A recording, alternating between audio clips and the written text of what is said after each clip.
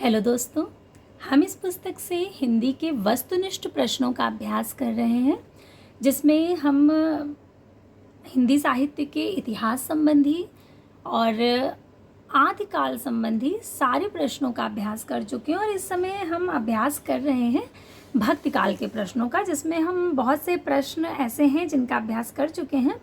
तो आज हम इस वीडियो में उसके आगे के प्रश्नों को देखेंगे।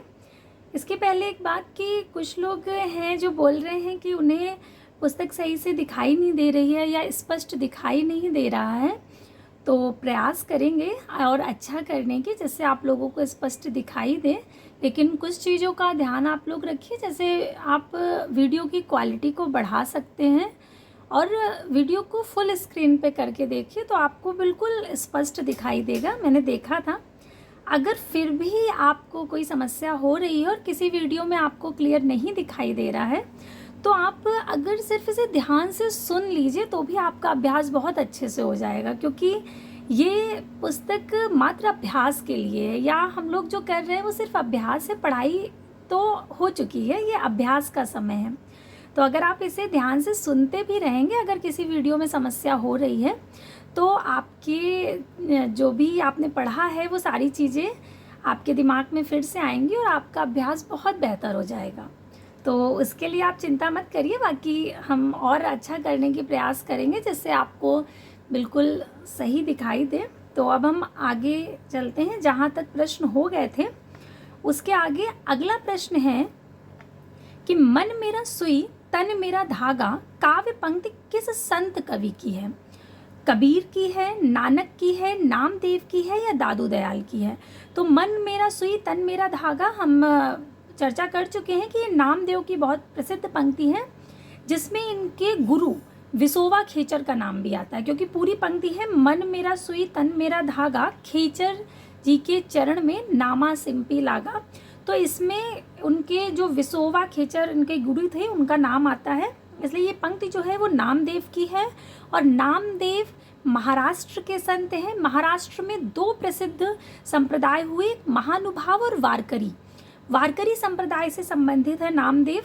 तो जब हम नामदेव का नाम लें तो उनके विषय में ये जो सारी जानकारी है वो आपके दिमाग में तुरंत आ जानी चाहिए, अगर आप अभ्यास अच्छे से कर रहे हैं, क्योंकि मैं बार बार उन चीज़ों को बताती हूँ, इसीलिए जिससे बिल्कुल दिमाग में आपके बैठ जाए कि नामदेव आते ही आपको तुरंत याद आ जाए कि वो महाराष्ट्र के वारकरी संप्रदाय से संबंधित संत हैं।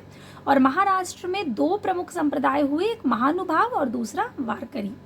और नामदेव के गुरु का नाम विसोवा खेचर। नामदेव जाति से दर्जी थे, ये दर्जी जाति के थे। तो अब अगला देखिए, माधव में ऐसा अपराधी तेरी भगति होती नहीं साधी, ये पंक्ति किसकी है? तो ये कबीर दास की है। इसमें आप भ्रमित मत होइएगा, क्योंकि ऐसा होता है ना कि कबीर दास ने अधिकांशतः माधव शब्द का प्रयोग नहीं किया है, तो आपको लगे कि नहीं ये सूरदास का है, ऐसा हो जाता है। तो आपको याद रखना है कि ये इसमें माधव शब्द आया है, लेकिन ये पंक्ति जो है वो कबीर दास की है। अगला है, जो नर दुख में दुख नहीं माने, ये नानक देव की बहुत प्रसिद्ध पंक्ति है। अगला है, अपना मस्तक काट के वीर हुआ कबीर, ये दादू दयाल की प्रसिद्ध पंक्ति है। फिर है अगला प्रश्न कि गहना एक कनक ते गहना तामे भाव न दूजा, कहन सुनन को दुई करी थापे, एक मिजाज एक पूजा। उपर्युक्त काव्य पंक्तियों के रचयिता कौन है? तो उपर्युक्त काव्य पंक्तियों के रचयिता हैं कबीर दास। अन्य विकल्प हैं अमीर खुसरो, गुरु नानक, रैदास। तो कबीर विकल्प बिल्कुल सही है। आप देखेंगे इसमें भी अद्वैतवाद का जो उनका प्रभाव है, कबीर पर जो अद्वैतवाद का प्रभाव है उसके दर्शन होते हैं। इसमें जो इसका थोड़ा सा अर्थ समझ लीजिए तो आपको और स्पष्ट हो जाएगा कि जैसे सोने से गहने जो बनते हैं वो अलग अलग बनते हैं। जैसे मान लो सोना तो एक ही है ना, सोने से अलग अलग डिजाइन के गहने बन गए, लेकिन मूल क्या है? मूल तो सोना ही है, स्वर्ण है। तो गहना एक कनक ते गहना तामे भाव न दूजा, यानी एक ही सोने से अलग अलग डिजाइन के अलग अलग तरह के आभूषण बने हैं, लेकिन उनमें मूल तत्व तो सोना ही है ना। इसी तरह से कहन सुनन को दुई कर थापे, एक मिजाज एक पूजा। कह रहे हम सब भी उस ईश्वर की ही संतान हैं, हम सबका मूल भी एक ही है। कहने को हम अलग हो सकते हैं कि एक नमाज एक पूजा, यानी कि एक नमाज पढ़ रहा है और एक पूजा कर रहा है। देखने को दो हैं, दो अलग अलग संप्रदाय हैं, किंतु उनका मूल क्या है, वही परमात्मा। ये कहना चाह रहे हैं कबीरदास। तो इसमें अद्वैतवाद का उनका दर्शन होता है। तो ये पंक्ति किसकी है, कबीरदास की है। अगले प्रश्न पर आते हैं। अगला प्रश्न है कि रामचंद्र शुक्ल के अनुसार आदि गुरु ग्रंथ साहिब में रैदास के कितने पद संग्रहित हैं, 35, 34, 30 या 40। तो 40 विकल्प बिल्कुल सही होगा, विकल्प डी। रामचंद्र शुक्ल के अनुसार आदि गुरु ग्रंथ साहिब में रैदास के 40 पद संकलित हैं। रैदास निर्गुण काव्यधारा के संत कवि हैं। ये जाति के चमार थे और मीराबाई ने इन्हें अपना गुरु माना था। मीराबाई ने अपना गुरु मानती थी। रैदास को बहुत बार पूछा जाता है कि मीराबाई के गुरु कौन थे, तो आपको याद रखना है रैदास उनके गुरु थे। अगला है, मैं कहता हूँ आँखिन देखी, तू कहता कागज की लेखी। अगर आपने पिछले सारे वीडियो देखे हैं और अभ्यास आपका अच्छा चल रहा है तो ये पंक्ति देखते ही आपको इसका भाव भी समझ में आ जाएगा और ये किसकी है ये भी आपको आ गया होगा। कबीरदास जी ये बात कहते थे कि मैं कहता हूँ आँखिन देखी। कबीरदास जी शास्त्रीय ज्ञान पर बिल्कुल भी भरोसा नहीं करते थे। वो कहते थे जो अनुभूत है वही सत्य है, यानी कि उन्होंने जो कुछ कहा है वो अपने अनुभव के आधार पर कहा है। इसलिए कहते थे कि मैं कागज की लिखी बातों को नहीं कहता हूँ, मैं वो कहता हूँ जो मैंने अनुभव किया है।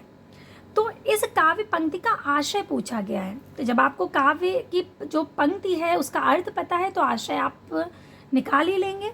पहला जो विकल्प है वो प्रत्यक्ष ज्ञान और पुस्तकी ज्ञान एक ही है, तो ये तो बिल्कुल गलत है। प्रत्यक्ष ज्ञान और पुस्तकी ज्ञान एक कैसे हो सकता है। अगला है, प्रत्यक्ष ज्ञान को ही पुस्तकों में लिखा जाता है। अगला है, प्रत्यक्ष ज्ञान पुस्तकी ज्ञान से हीन है। ये सारे विकल्प सही नहीं है। चौथा विकल्प है, स्वानुभव शास्त्रीय ज्ञान से बड़ा है। तो बिल्कुल सही बात है। जब हम चीज़ों को अनुभव करते हैं ना तो वो ज़्यादा बड़ा होता है बजाय किसी के बताए हुए या पढ़ी हुई चीज़ों पे। जब हमने केवल पढ़ा है तो वो उतना गहरा या उसको हम उतने अच्छे से समझ नहीं पाते हैं। आप एक उदाहरण में देती हूँ, जैसे कोई छोटा बच्चा है तो आप उससे कहेंगे जैसे आग है कि बेटा इसको छूना मत, नहीं तो आप जल जाओगे, ठीक है। तो वो तब उसको उतना भरोसा नहीं होगा। लेकिन जब अगर उसने गलती से छू लिया और वो जल गया तो फिर वो कभी नहीं छुएगा। अब उसको पता चल गया कि हाँ मैं इससे जल सकता हूँ, क्योंकि उसने खुद अनुभूत किया है। अभी तक क्या है, उसे मना किया जा रहा था, उसे बताया जा रहा था। ऐसे बहुत सी, सिर्फ एक उदाहरण दिया है, ऐसी बहुत सी बातें हैं कि जब हम खुद अनुभव करते हैं किसी चीज़ को तो उस अनुभव से बड़ा कुछ नहीं होता है। और कबीरदास इसी अनुभव को बल देते थे, इसी अनुभव पर बल देते थे कि हम जो भी अनुभूत कर रहे हैं वही महत्वपूर्ण है और वही उन्होंने कहा है। ये इसलिए क्योंकि आपको मेन जो उसका भाव है वो पता होना चाहिए। बहुत बार ऐसे प्रश्न पूछे जाते हैं ना जो रटे रटाए आपने कुछ रट ली हैं, उनसे नहीं होगा। जब आपको भाव समझ आएगा तभी आप उस प्रश्न का सही विकल्प खोज पाएंगे। इसलिए प्रत्येक पंक्ति का भाव भी आपको पता होना चाहिए। तो ये हो गया। अब अगले प्रश्न पर आते हैं। अगला है कि तात्विक दृष्टि से न तो हम इन्हें यानी कबीर को पूरे अद्वैतवादी कह सकते हैं और न एकेश्वरवादी। कबीर से संबंधित यह विचार किसका है, हजारी प्रसाद द्विवेदी का, राहुल सांकृत्यायन का, रामचंद्र शुक्ल का या माता प्रसाद गुप्त का। तो विकल्प बी बिल्कुल सही है, रामचंद्र शुक्ल। रामचंद्र शुक्ल जी ने कबीरदास के विषय में ये बात कही है। अगला प्रश्न है कि निम्नलिखित कवियों को उनके जन्म स्थान के साथ सुमेलित करना है। पहले गुरु नानक देव तलवंडी में हुए थे। दादू दयाल हुए थे अहमदाबाद में। धर्मदास हुए हैं बांधवगढ़ में और सुंदर दास हुए हैं दौसा में। तो विकल्प डी बिल्कुल सही होगा। आपको अलग अलग बिल्कुल याद कर लेना है कि गुरु नानक देव तलवंडी में हुए हैं, अहमदाबाद में जन्म हुआ है दादू दयाल का, बांधवगढ़ में धर्मदास का और दौसा में सुंदर दास का।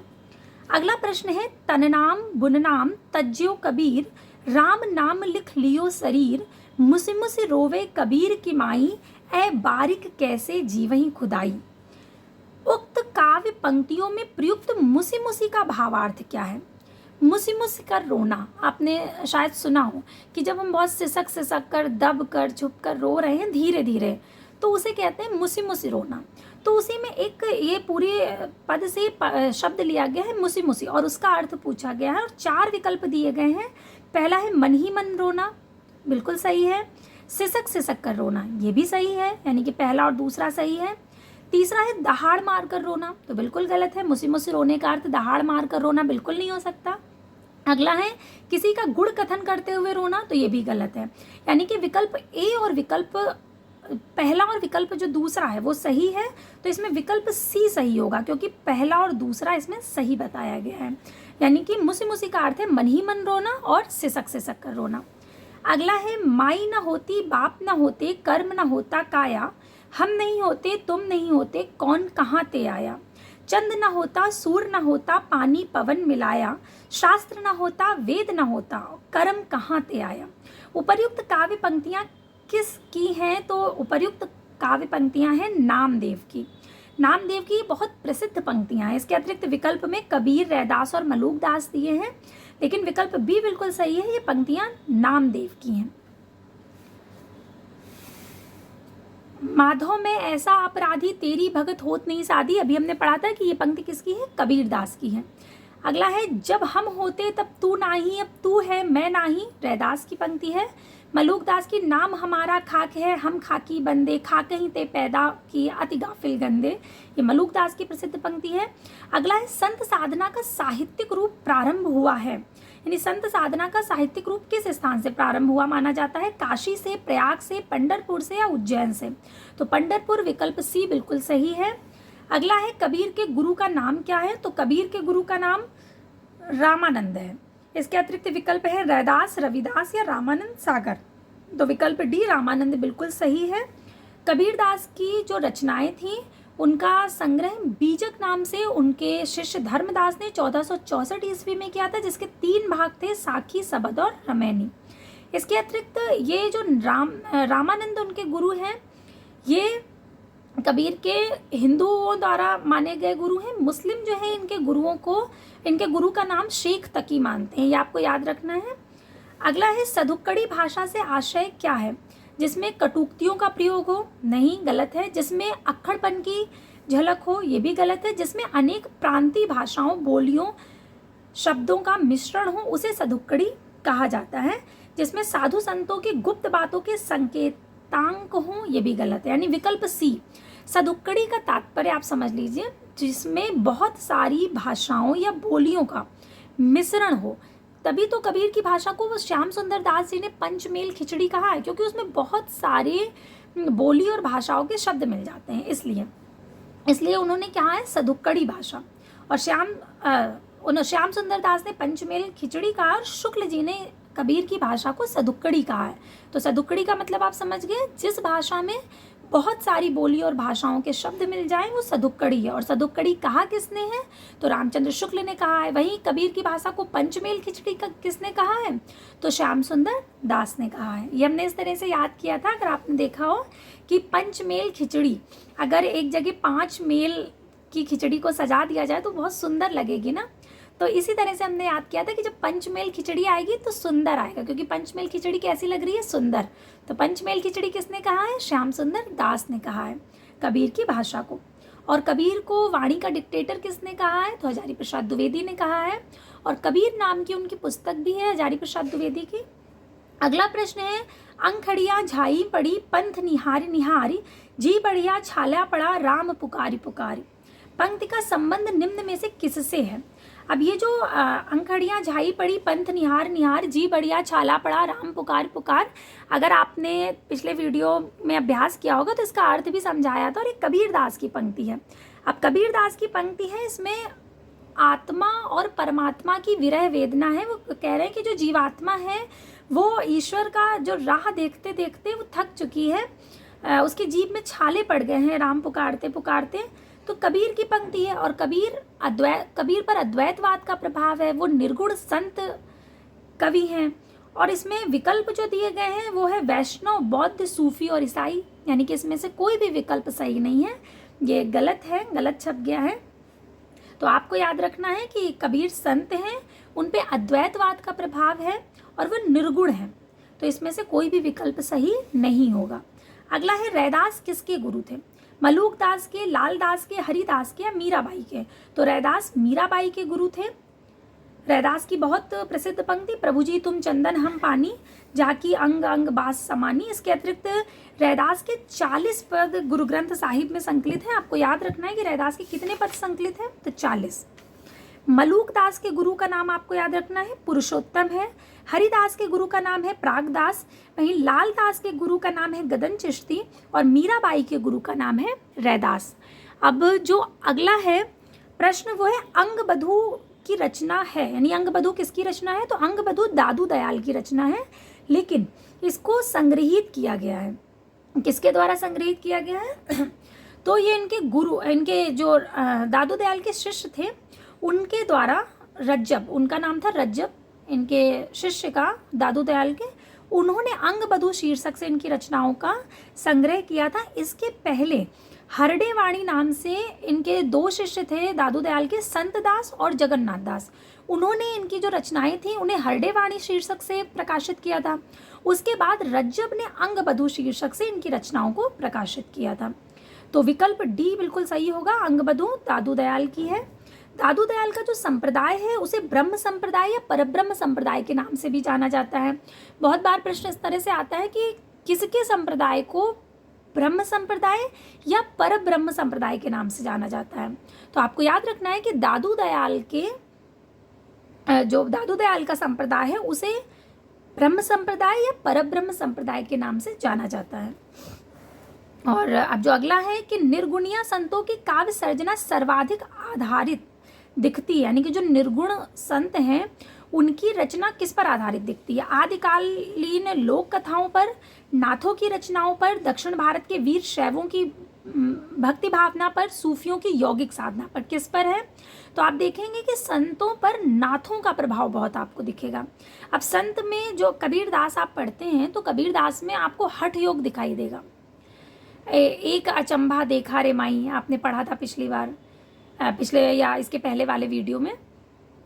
तो ये सब क्या है? हठ योग आता है। कबीर को आप पढ़ेंगे तो आपको जगह जगह उनकी हठ योग साधना पद्धति आपको मिलेगी। तो ये हठ योग कहाँ से आया है? ये नाथ पंथ का ही हठ योग है। ये मूल जो है वो नाथ, क्योंकि नाथ पंथी जो हैं वो ईश्वर की प्राप्ति हठ योग के माध्यम से ही करते हैं। तो ये कबीर पर नाथ का प्रभाव है, इसलिए विकल्प बी बिल्कुल सही होगा कि जो संत हैं उन पर नाथों की रचनाओं का प्रभाव है। अगला है सिकंदर लोदी ने किसके कहने पर कबीरदास को जंजीर से बांधकर गंगा में डुबाया था? ऐसा माना जाता है कि सिकंदर लोदी जो थे उन्होंने शेख तकी के कहने पर कबीरदास को जंजीर से बंधवा करके गंगा में डुबाया था। तो विकल्प सी बिल्कुल सही होगा, शेख तकी, उन्होंने शेख तकी के कहने पर ऐसा किया था। अगला प्रश्न है कि भाषा बहुत परिष्कृत और परिमार्जित न होने पर भी कबीर की उक्तियों में कहीं कहीं विलक्षण प्रभाव और चमत्कार है, प्रतिभा उनमें प्रखर थी, इसमें संदेह नहीं। इन पंक्तियों के लेखक कौन है? तो इन पंक्तियों के लेखक हैं आचार्य रामचंद्र शुक्ल जी। शुक्ल जी ने इनके विषय में ये बात कही है कबीर के बारे में। इसके अतिरिक्त शुक्ल जी ने क्या कहा है अभी अभी हमने पिछले पेज में पढ़ा था, अगर आपको याद हो, कि शुक्ल जी ने इनकी भाषा को सदुक्कड़ी भाषा नाम दिया है और श्याम सुंदर दास ने पंचमेल खिचड़ी। जब भी आप कबीर के विषय में पढ़ें तो उनके विषय में जितना भी आपको पता है एक बार आपके दिमाग में वो चीज़ें आ जानी चाहिए। अब अगला प्रश्न है कि तुम जिन जानो गीत है यह निज ब्रह्म विचार, कि तुम जिसे जानते हो कि ये मात्र गीत है, वो मात्र गीत नहीं है, वो ब्रह्म का विचार है। ये पंक्ति किसकी है? तो ये पंक्ति है कबीरदास की। अगला है निम्नलिखित विकल्पों में से जो संत काव्य की विशेषता नहीं है उसे छांटिए।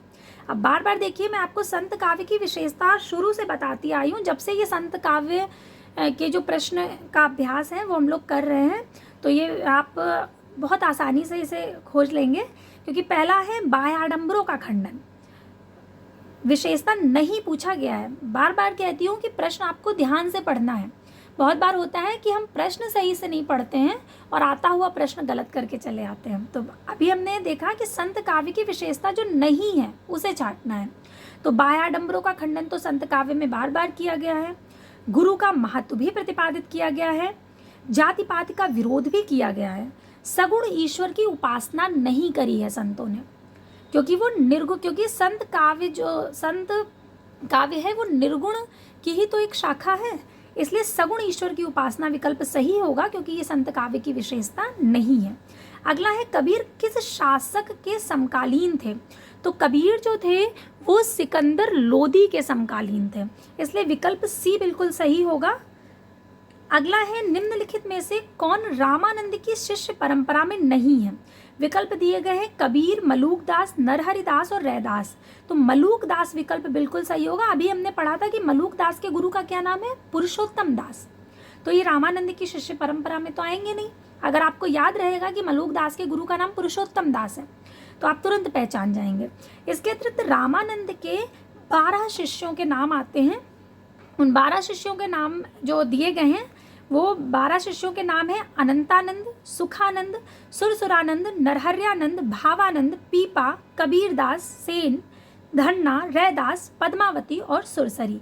ये रामानंद के 12 शिष्य हैं जो सर्वाधिक प्रामाणिक आपको मिलेंगे। ये 12 नाम ही मिलते हैं रामानंद की शिष्य परंपरा में। तो ये आप बिल्कुल अच्छे से इन्हें बार बार सुनेंगे या पढ़ेंगे तो आपको याद हो जाएंगे। जब सामने आएगा तो बिल्कुल आपको स्पष्ट होगा। तो मलूक दास के गुरु कौन है? पुरुषोत्तम दास, इसलिए विकल्प सी बिल्कुल सही होगा। तो आज के लिए इतने ही प्रश्न रखते हैं। अब अगले वीडियो में हम इसके आगे के प्रश्नों का अभ्यास करेंगे। तब तक के लिए धन्यवाद।